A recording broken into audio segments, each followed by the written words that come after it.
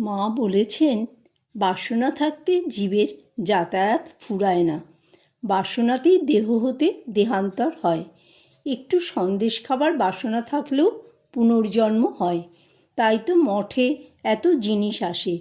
বাসনাটি সূক্ষ্ম বীজ, যেমন বিন্দু পরিমাণ বটবীজ হতে কালে প্রকাণ্ড বৃক্ষ হয়, তেমনি বাসনা থাকলে পুনর্জন্ম হবেই।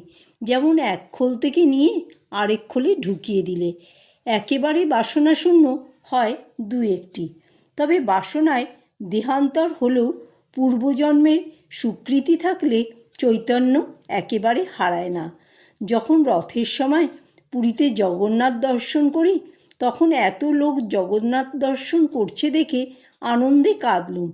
ভাবলুম, আহা, বেশ, এত লোক মুক্ত হবে। শেষে দেখি যে না, যারা বাসনাশূন্য সেই এক আধটি মুক্ত হবে। তার কাছ থেকে যে আবার বাসনা কর্মানুসারে পৃথিবীতে এসে জন্মায়। এখান থেকে কেউ বা মুক্তি লাভ করে, কেউ বা নিচজনই সব ভোগ করে।